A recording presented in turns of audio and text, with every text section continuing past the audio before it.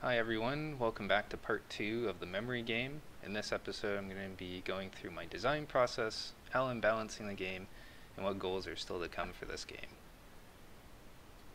So the design of this game is a memory matching game, of course, but I wanted to add a little flavor to it. So now matching 2 cards will deal damage to our foe.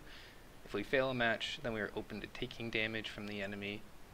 Every enemy has a set hit chance, so when we do fail a match, then they'll have a little bit of a chance to hit us.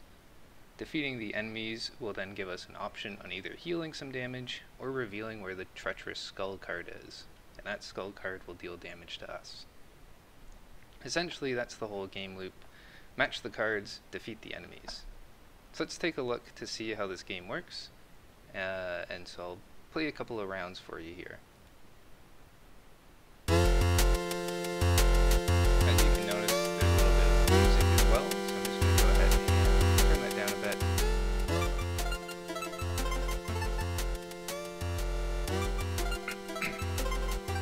And this is really the whole game here. You're just trying to match up some things. When you do, they have a little bit of a firework effect. They play a little sound and they also damage our enemy. And then you have 2 options here to either restore some health or reveal the next position of the skull. So if I click on that, you'll see our skull is now going to be placed somewhere on our board, and all the other ones are friendly ones to kind of hit.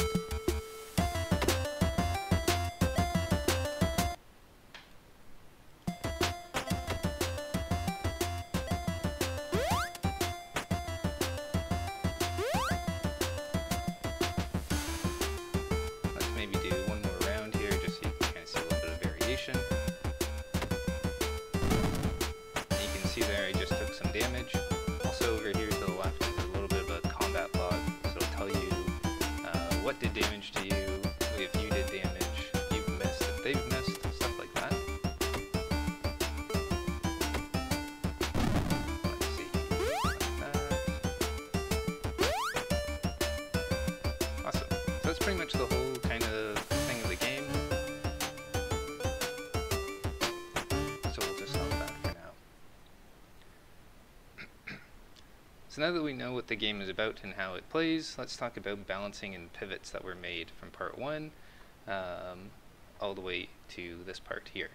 So from part 1, we chose to use weapons as our icons for cards. I'll kind of show you what those looked like again. So they kind of looked like this. These were the sprites I was using before. I was only using the sword, the spear or javelin thing here, the axe, and the mace. Decided to go kind of against those. All of the weapons were mostly gray. It looked very similar. So now that's why I've kind of created these gems, where they each have kind of a distinct color and distinct shape, and so hopefully that would help with memorizing where these cards are on your board. The next change that I made was the scaling of damage. So whenever you defeated an enemy, you originally could also select to increase how much damage every match did. That snowballed very hard, where enemies could eventually start getting one-shot. And enemies' health do go up as you do succeed, but you know, when you're able to do 5 damage with 1 match, you can easily start destroying all of the enemies. And then, as said earlier, enemies now have a chance to hit you. They used to always hit you every time you failed, which that was just way too often, especially for me. So now they kind of start at about a 20% chance to hit you, and they kind of go up a little bit as you get to certain checkpoints. Balancing this game has taken a lot of work, but I think so far it's in a pretty good place. From play testing, it is beatable. You do have to rely on some favorable RNG, just not to get smoked by a few bad matches. The next thing I kind of want to share with you is some quality of life things the game has as well. So the first thing you can kind of notice is this combat log over here, which let's just mute the audio for a second so you can kind of see it in action again. And so whenever you do something, it'll tell you on the side here what's going on. This is something to mostly give the player some sort of visual cue to know what's happening in the back end. For example, when the enemy does nothing after you make a miss, you kind of don't know what's going on, so this way it can actually show you what is going on.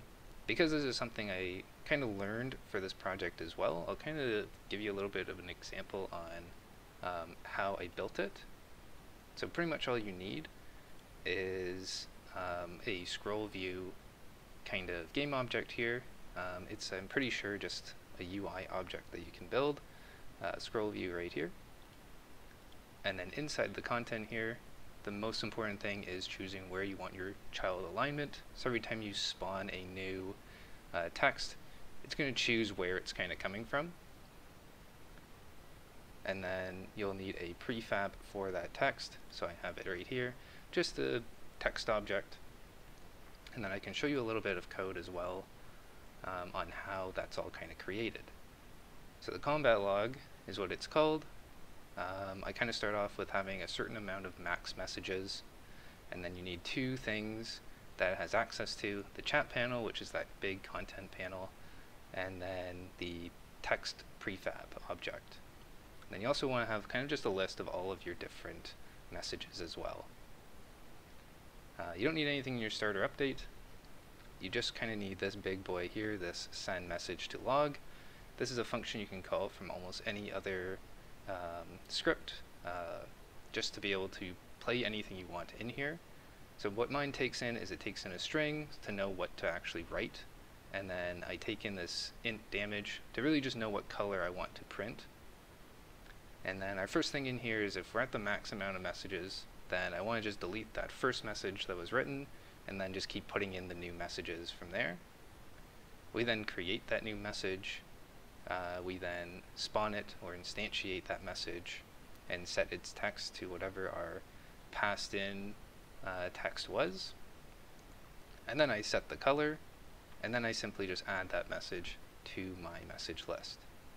To make all this work as well, the message is its own little class here, where it just holds in the text that you want to actually write, and then the text object, which is the UI element of it. So that's pretty much all for the combat log in case you ever want to use something like this. And then all you do is, find your object of type combat log and then send your message to log. And then another thing to kind of just show a little bit of quality of life is I also have a way to disable screen shake. So if you go here into your settings, then you can disable and enable camera shake, just for those that don't like any screen shaking. Lastly, to kind of talk about what else is going to go into this game. Well, I don't like that you only have two options when you beat an enemy. So I'm definitely going to be adding another button in there. I think that button is going to be some sort of spawning random event. So this will affect your next enemy that you face, and I might have a couple of ideas for that. One, kind of like how I have the skull turned over, could just turn over a random card on the board. One could also be like a full heal. Maybe we shuffle the deck on you after you make 1 or 2 matches. Kind of stuff like that. And then other kind of features I'm looking to potentially add in is different difficulties. So by that, maybe having a different level that has a bigger board. Just kind of things like that. Really, the possibilities are endless as long as the game is finished by the end of the week. And of course, if you have any suggestions at all, please comment them below on whatever features you'd like to see as well. And other than that, don't forget to comment your game ideas as well for a chance to be picked next week. Please drop a like if you're liking how the game is looking, and subscribe for more one-week games if you're enjoying the content. Looking forward to Friday's release, and I'll see you next time.